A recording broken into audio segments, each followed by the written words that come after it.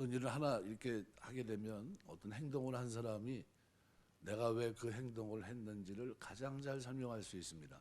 다른 사람은 이해를 못해요. 저 사람은 왜 그러지? 왜 저렇게 행동하지? 근데 그 행동을 설명해주면 그래서 그렇게 했냐고 그러면서 그 이해를 하거든요. 하나님께서 하신 일은 오직 하나님만이 설명이 가능합니다. 인간은 억측할 수 있어요. 이거 뭐 그런 거 아닌가? 이렇게 생각할 수 있죠. 근데 하나님께서는 행동으로 자신을 계시하시는데 창조적인 행위나 구원하시는 행위, 자신이 어떤 분인지 어떤 뜻을 갖고 있는지 이걸 행위를 통해서 말씀하십니다. 펼쳐 보이세요. 하지만 그러한 하나님의 계시의 행동을 바로 이해하려면 반드시 하나님께서 자신의 행동을 스스로 설명한 말씀, 이것이 바탕입니다. 이것이 있어야 제대로 이해할 수 있습니다. 그러니까 하나님께서 자신을 행동으로뿐만 아니라 말씀으로 드러내 알리시면서 자신의 행동이 다른 식으로 오해되거나 곡해되지 않도록, 왜곡하지 못하도록 말씀하시는 겁니다. 이런 성경 계시에 관한 내용을 이해한다면 지금 베드로가 변화산에서 겪은 일과 들은 말씀의 관계도 이해할 수 있습니다. 왜 그렇게 얘기하셨고 보여주시고 왜 그 말씀을 하셨는지 이걸 알 수 있다는 거죠. 그러니까 베드로를 포함한 세 제자들 앞에 어떤 놀라운 하나님의 행동 계시가 일어났습니다. 예수께서 영광스러운 형체로 변화하신 겁니다. 엄청난 사건이죠. 하나님께서 장차 어떻게 이 아들을 영화롭게 하시고 부활의 주로 삼으실 것인지 미리 보여주신 겁니다. 그 행위를 통해 하나님은 자기 아들을 죽음에서 일으킬 뿐만 아니라 믿음의 주로 삼으실 것을 보여주셨고요. 동시에 영광스럽게 변화된 그 예수의 양옆에는 모세와 엘리야가 보였습니다. 그것은 이렇게 부활의 영광으로 드러나신 예수님은 모세와 엘리야는 뭡니까? 구약으로 보면 율법과 선지자입니다. 율법과 선지자, 구약의 모든 예언의 말씀이 성취되는 그 절정이라고 하는 것을 보여주신 겁니다. 이런 의미를 명확히 드러내서 설명이라도 하듯이 주님은 변화되신 그 사건에 이어서 바로 뒤어 하늘에서 소리가 전달이 됩니다. 이런 순서의 방식, 이런 차례는요, 하나님께서 자신을 드러내는 방식입니다. 행동으로 자신을 계시하신 후에 곧이어 자신의 행동, 이것을 계시를 통해서 자신의 말씀으로 설명하면서 행동의 의미를 밝혀주는 겁니다. 그러니까 하나님의 행동은 오직 하나님의 말씀만이 설명할 수 있습니다. 다른 사람이 거기에 개입할 수가 없어요. 그렇게 그게 그런 거였습니까? 라는 것을 우리가 말씀을 통해서 압니다. 어떤 사람이 한 행동을 자신 외에 누가 더 정확하게 설명할 수 있겠습니까? 그 행동의 동기나 목적이나 의미나 거기다 다른 걸 누가 부여할 수 없어요. 누가요? 행동한 사람만 제대로 합니다. 홍해를 가르친 구속의 사건은 오직 하나님의 말씀으로만 해석이 돼야 됩니다. 왜냐하면요, 이것을 과학적인 현상이나 초자연적인 현상으로 해석하려고 하면 해석이 안 됩니다. 어떻게 그걸 해석할 겁니까? 풍성한 영적 의미를 담고 있는 하나님의 구원의 행동입니다. 역사 속에 일어난 하나님의 초자연적이고 영적인 자기 계시 행동인 겁니다. 그러니까 지금 베드로가 증언하고 있는 변화선 사건과 하늘에 전달된 말씀도 비슷합니다. 영광스럽게 변화되신 예수님의 모습은 과연 무슨 의미일까라는 거죠. 그것은 하늘로부터 난 소리가 전달된 내용 그대로입니다. 그래서 베드로서 1장 17절, 마태복음 3장 17절 말씀대로 이는 내 사랑하는 아들이요 내 기뻐하는 자다라는 거예요. 이거를 설명하고 있습니다. 이는 내 사랑하는 아들이요 내 기뻐하는 자다. 내 사랑하는 아들이라고 하는 표현은 시편 2편 7절 말씀을 배경으로 합니다. 시편 2편은 왕으로 취임하신 대관식을 위한 시입니다. 그러니까 다윗 왕국의 왕들은 기름을 부어 왕으로 임명했지만 종말에 오신 약속된 그 아들, 다윗의 아들, 마태복음 1장 1절, 그죠? 이 다윗의 아들은 하늘로부터 오신 성령으로 기름 부음을 받아 영원한 나라, 영원한 왕이 되십니다. 마태복음 3장 15절에서 17절, 사무엘하 7장 11에서 15절, 에스겔 34장 23절 24절, 에스겔 37장 24절 28절, 이 내용들이 다 오실 그리스도에 대한, 다윗의 왕권에 대한 얘기입니다. 그러니까 지금 사무엘하 7장 같은 데를 보셔도요. 내 수완이 차서 내 조상들과 함께 누울 때 내가 내 몸에서 나 내 씨를 내 뒤에 세워 그의 나라를 견고하게 하리라. 그는 내 이름 위에 집을 건축할 것이요 나는 그의 나라 왕위를 영원히 견고하게 하리라.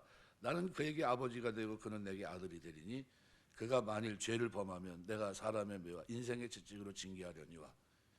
에스겔 말씀에서도요 37장 같은데 보시면 24절부터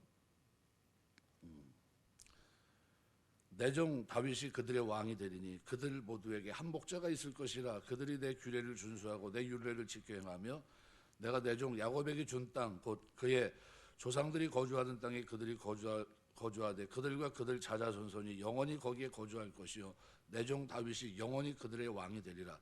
쭉 이런 부분, 구약이 이 부분을 계속 설명하고 있거든요. 말씀하시고, 그러니까 행동하시고 말씀하십니다. 행동하고 말씀하신 하나님. 그러니까 변화산에서 영광의 모습으로 변화하신 예수님은 하늘로부터 난 소리에 의해서 그가 바로 구약에서부터 계속 선지자를 통해서 말씀했던 약속하신 그 영원한 종말의 다윗 왕국을 세울 메시아, 그죠? 하늘의 하나님께서 자기 영으로 기름 부으셔서 영원한 왕권을 그에게 주실 그 아들이라고 하는 것을 확증하고 있는 겁니다. 그분이란 거예요. 그렇게 말씀했던 그분. 그래서 그거를 쭉 설명하고 있는 겁니다. 하늘로부터 전달돼서 내려온 또 다른 소리가 있습니다. 뭡니까? 내 기뻐하는 자라. 이사야 42장 1절 말씀의 확증인데요. 하나님께서 그 아들을 기뻐하는 이유가 뭡니까? 이사야 40장에서 66장까지는요 여호와의 종의 노래입니다. 왜 그 기뻐하신 이유가 뭐냐면 고난을 통해서라도 하나님 아버지를 순종하고 그 뜻을 이루어드릴 자이기 때문에 기뻐하는 겁니다. 기뻐하는 자. 그러니까 그 중심에 이사야 53장이 있습니다. 그래서 초기 교회가 십자가에서 죽으신 주님께 해당하는 말씀으로 가슴 깊이 품었던 죽임을 당한 어린 양의 노래가 거기 들어 있습니다. 교회가 알고 있는 나를 위해 죽으신 예수님, 내 죄를 위해 십자가에 돌아가신 예수, 이것은 하나님께서 기뻐하시는 뜻을 이루기 위해 죽기까지 순종하는 종, 하나님께서 기뻐할 만한 종이셨기 때문이죠. 이 부분입니다. 하지만 동시에 이 기뻐하는 종은 사랑하는 아들 만유에 통치하시는 전권을 가지신 왕이기도 합니다. 그러니까 그가 지금 하늘의 보좌 우편에 앉으셔서 원수가 발등생이 되기까지 통치하고 계십니다. 사도행전 2장 35절 시편 110편 1절 말씀을 근거로. 그러니까 행동하시고 말씀하시고 지금 뭐 하고 있는지를 뭘 통해서요? 말씀을 통해서 우리가 압니다. 우리는 십자가에 죽으신 예수 그리스도를 아는 것도 은혜지만요, 동시에 주께서 지금도 온 세상을 통치하시고 장차 반드시 심판으로 오시는 절대 주권자라는 사실도 잊어서는 안 됩니다. 전체 메시지가 그겁니다. 그래서 그분이 왕이 되신 것과 우리가 그분의 백성이 된 것도 실은 그분께서 다시 오실 그 완성될 그 새하늘과 새 땅에 들어가 영원한 나라를 주와 함께 다스릴 목적이 가장 최종적이고 가장 결정적이라는 사실도 잊어서는 안 됩니다. 그래서 평신도 신학자 가운데 C.S. 루이스 같은 사람은 그렇게 말합니다. 현재 세상을 가장 의미 있고 가장 많은 일을 하는 그리스도인들은 현세가 아니라 그 너머에 있는 하늘나라, 장차 오는 새하늘과 새 땅을 더 많이 생각했던 그리스도인들이다, 이렇게 표현합니다. 이게 뭐냐면 하늘에 대한 소망, 산 소망이 있다는 거예요. 뭐에 근거한? 하나님이 행동하시고 말씀하신 말씀에 기초한 산 소망을 그들이 갖고 있다는 겁니다. 세상의 썩어짐, 더러움, 허물을 피해 거기서 피해서 어떻게 해요? 새하늘과 새 땅에 참여한 신성한 성품에 전념하는 교회 성도, 오직 이 땅에서 세상 사람들 가운데서 하나님의 이름을 높이고 저들을 하나님께로 향하게 하는 제사장의 역할을 충실하게 다할 수 있는 성도를 말합니다. 이미 이것이 어떻게 해요? 시작됐고요. 이것이 충만히 이루어질 그 영원한 나라를 지금 바라보고 있는 겁니다. 그래서 십자가는 말 그대로 은혜입니다. 구원이고요. 동시에 십자가는 세상을 나가는 출애굽의 홍해와도 같아요. 그리스도와 함께 건너가야 되고요. 십자가에 달려 우리를 위해 돌아가신 예수님은 하늘에 오르셔서 하나님 보좌 우편에 앉으신 주가 되십니다. 이 주가 됐다는 이 표현을 그래서 베드로후서에서는요 1장 2절, 1장 11절, 3장 18절 끝나는 부분에 그가 우리의 주가 되신다. 큐리오스, 그 우리의 주인이라는 거예요. 그러니까 그가 왕이시고 그가 통치하시고 그가 다시 오실 것이고 그가 심판하실 것이고 이 세상은 이미 심판, 하늘과 새 땅을 위해서 어떻게 해요? 옛 세상은 불에 탈 것이고 그리고 이 세상은 이미 끝났다는 겁니다. 진노 아래 있다는 겁니다. 그 영원한 나라, 더러움과 썩어짐과 험함을 이긴 나라가 지금 왔고 지금 오고 있고 반드시 온다는 거예요. 왜요? 주 대신 예수 그리스도께서 세상에서 우리를 건져내실 구주가 되셨기 때문이라는 거예요. 그가 종말에 불에 타 없어질 이 세상에부터 우리를 구해내실 겁니다. 그래서 이 부분을 좀 더 설명을 드리면요, 베드로가 산에서 들었던 것은 하늘로부터 그죠? 17절 18절에 보면 이러한 소리가 그에게 났다. 하늘로부터 전달된 에네테이시스라는 단어인데요, 나기를 이란 뜻입니다. 나기를, 그에게 나기를, 소리가 그에게 나기를. 그러니까 베드로는 다른 두 제자와 함께 소리가 하늘로부터 전달된 에네테이산 18절인데요. 거기는 뭐라고 되어 있습니까? 난 것을 이렇게 되어 있습니다. 그러니까 이게 다 신적 수동태입니다. 소리를 들은 것을 신적 수동태. 그 무슨 얘기냐면요, 소리를 낸 주체가 하나님이라는 겁니다. 그들이 꾸며낸 신화가 아니라 하늘로부터 난 소리는 가감없이 그들에게 전달됐고 그리고 그들에게 전해졌습니다. 베드로는 이렇게 하나님께로 전달되었다는 것이 말씀, 계시를 이해하는데 얼마나 결정적인 요소인지를 설명하는 겁니다. 이 말씀이 또한 장차 하나님께서 자신을 계시하실 구원 행동을 가리키고 내다본다는 사실을 우리가 기억해야 됩니다. 이것은 이는 내 사랑하는 아들이라, 하늘로부터 전달되어 온 하나님의 말씀은 변화산에서 영광의 모습으로 변화하신 그 예수가 곧 영원한 나라를 유업으로 받아 다스릴 그 약속된 메시아라고 하는 것을 확증하시는 말씀입니다. 내 사랑하는 아들이란 표현은 시편 2편 7절 여기서 왔고요.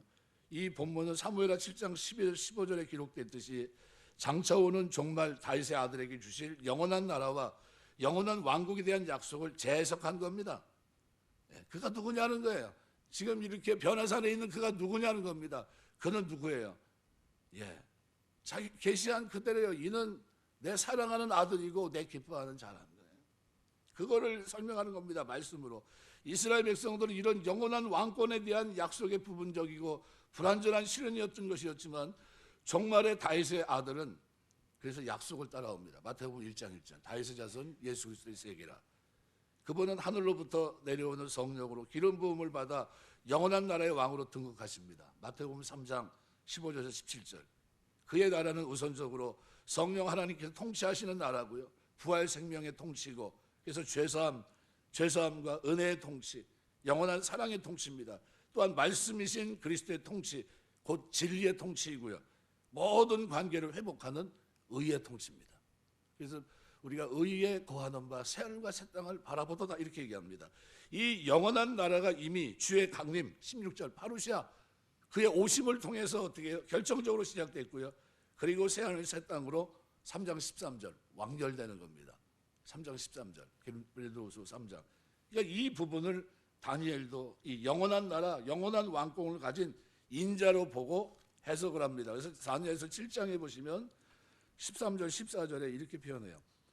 내가 또 밤 환산 중에 보니 인자 같은 이가 하늘 구름을 타고 와서 옛적부터 항상 계신 이에게 나아가 그 앞으로 인도되며 그에게 권세와 영광과 나라를 주고 모든 백성과 나라들과 다른 언어를 말하는 모든 자들이 그를 섬기게 하였으니 그의 권세는 소멸되지 아니하는 영원한 권세요 그의 나라는 멸망하지 아니할 것이니라. 이게 다니엘서 7장에 기록되어 있는 오실 인자에 대한 건데 이 인자는 누굽니까? 공관복음에서 얘기하고 있는 하나님의 아들 그리스도를 말합니다. 그러니까 이걸 설명합니다. 그러니까 이는 내 사랑하는 아들이라고 하는 소리가 하늘로부터 전달돼 들렸습니다. 이제 이 영원한 왕권을 가진 왕에 대한 이 말씀은 이제 그 아들이 기필코 그 영원한 나라를 가져오시는 하나님의 또 다른 최종적 구원 행동을 바라보도록 인도하는 거예요. 그분이 오시는구나. 새하늘과 새 땅을 가지고 모든 것을 완성시키고 통치하시러 오시는구나 라는 거예요. 하나님의 약속의 말씀은 또한 그 말씀을 따라 하나님의 구원 행동을 예상하게 하고 거기에 따라 기다리게 합니다. 소망을 가지고 살게 해요. 산 소망을 가지고. 그래서 베드로는 변화산에서 들은 그 소리, 그 아들 예수에 관해서 하늘로부터 전달돼 들린 그 말씀을 장차 하나님께서 최종적 종말에 행하실 거대하고 영광스러운 구원 행동에 대한 확실한 증거로 제시하는 겁니다. 바로 그때 내가 봤다는 거, 우리 셋이 봤다는 겁니다. 말씀하신 하나님께서는 그 말씀하신 그저 말씀대로 반드시 성취하십니다. 예를 들면 빛이 있으라 하시며 빛이 있었다. 이 창세기 말씀이에요. 이는 내 사랑하는 아들이라 확증하신 그 말씀은 그 아들이 장차 온전히 다스릴 영원한 나라, 반드시 오는 최종적인 구원 행동에 대한 확실한 증거입니다. 말씀하시고 이루십니다. 계시하시고 말씀하시고. 이거를 우리가 성경 속에서 이해하셔야 됩니다. 이런 식으로 베드로는 19절서부터 21절을 더 설명합니다.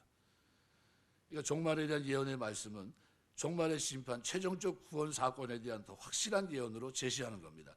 그러므로 우리가 이 하나님의 구원 행동을 바로 설명할 수 있는 것은 오직 말씀입니다. 하나님 말씀. 뭐 내가 뭐를 봤네, 뭐 이런 건 그거는 아무런 의미가 없고요. 하나님 말씀이요. 하나님은 행동하시고 말씀하십니다. 말씀하시고 행동을 옮기십니다. 그렇게 하세요. 이게 이 틀이 바뀐 적이 한 번도 없어요. 그리고 하나님의 말씀만이 장차 행하실 그의 구원 행동을 설명합니다. 종말의 심판, 새하늘과 새 땅에 대한 약속. 그러므로 결코 그죠? 이것은 인간이 만들어낸 이야기, 신화도 아니고 과학적 추측으로 예견할 수 있는 것도 아니고 오직 자신의 말씀과 구원 행동으로 계시하시는 하나님 자신의 일관성, 신실하심에 근거합니다. 행동하시는 이가 말씀하시고 말씀하시는 하나님께서 행동하십니다. 그러므로 우리가 말씀 앞에 창념해 말씀을 가까이 해야 됩니다. 하나님 말씀을 통해 우리는 우리가 받은 구원의 크기, 깊이, 높이, 넓이를 알 수 있고 말씀 안에 있는 생명과 경건을 먹고 자라면서 우리는 거기에서 신성한 성품에 참여하는 그 속에서 자라가게 되어 있는 거예요. 왜요? 이것이 없으면, 하늘에 대한 소망이 없으면 어떻게 자라갈 수 있을까요?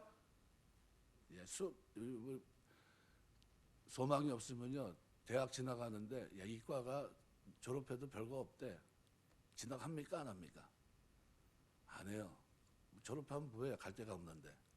가서 뭐 일할 데가 하나도 없는 겁니다. 그럼 절대 진학은 안 합니다. 다른 데 가죠. 하나님 우리에게 어떻게 해요? 그렇게 하신 거예요. 말씀으로. 하나님 말씀을 통해 우리는 우리가 받은 구원의 이 모든 것들을 알게 하시고 그리고 산 소망 가운데 거듭나게 하사 어디요? 이 신성한 성품에 참여하게 하신 겁니다. 그러니까 하나님 말씀을 통해 우리가 이렇게 돼요. 그러니까 교회가 말씀 앞에 창념해야 되는 것은 말씀을 통해 자신을 또다시 구원 행동으로 드러내실 하나님의 역사를 잊지 않고 기대할 수 있기 때문이에요. 그러니까 산 소망이 끊어졌다는 건 무슨 얘기입니까? 산 소망이 없다. 나는 하늘에 소망이 없다고 하는 건 뭡니까? 이단들처럼요 무너져 있는 거예요. 무너져 있는 겁니다. 하늘 보좌 우편에 주님이 계시고요. 원수가 발등생이 되기까지 통치하시는 주 예수 그리스도께서 마지막 날 참으로 심판주로 또한 우리의 구주로 자신을 나타내시고 친히 그 왕권으로 다스리시는 그날을 시작합니다. 그날이 오기까지 예수 그리스도의 교회는 그의 택하신 부르심을 굳게 해야 됩니다. 어떻게 하는 게 굳게 하는 겁니까? 신성한 성품에 참여해서 그 안에서 사랑으로 살아가는 게 굳게 하는 겁니다. 오직 신성한 성품에 참여해서 하늘의 생명과 경건 안에서 성장하기를 힘써야 됩니다. 이같이 하면 우리 주 곧 구주 예수 그리스도의 영원한 나라에 들어감을 우리에게 넉넉히 허락하실 것이다. 착각하면 안 돼요. 행위구원을 얘기하는 게 아닙니다. 은혜 속에 있는 그들은 이렇게 살아간다는 거예요. 은혜 속에 있는 그들에게는 하늘에 대한 말씀의 소망이 있고요. 그 소망 가운데 그들은 그 만남을 기억하면서 어떻게 해요? 그 통치에 동참하기 위해서 어떻게 해요? 자기를 갑니다. 내 몸을 복종시키고 허무한 것에 썩어진 것에 종로로 하지 않고요.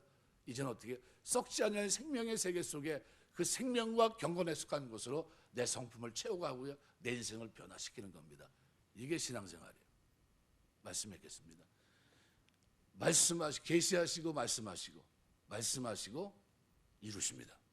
우리 주님이 그 일을 성경에서 얘기하셨고요. 그 엄청난 사건을 변화선산 마태복음 17장에 기록되어 있는 이 사건. 그때는 이해하지 못했지만 죽음을 앞둔 죽음을 목전에 둔 베드로가 그 장면을 꺼내면서 뭐라고 얘기합니까? 그분이 나에게 계시하시고 말씀하셨다는 거예요. 이것은 반드시 이루어질 하나님의 말씀이라는 거예요. 그분이 영원히 다스릴 것이다. 바로 그것을 말씀하고 있는 겁니다. 그분이 영원히 다스리시고 다시 오실 것이고 심판주로 오신다고 한다면 어떻게 하시겠습니까? 그러면 거기에 맞는 그죠? 생명과 경건에 속하는 것으로 내가 변화돼야 돼요. 내가 깨어져야 되고요. 거기에 합당한 사람이 돼야 되는 겁니다. 이것이 더하면 주시리라라는 의미입니다. 신앙생활하면서 누가 뭐라고 해도 하늘에 대한 소망을 가지고 힘있게 살아가게 되실 주의 이름으로 축원합니다. 기도하겠습니다.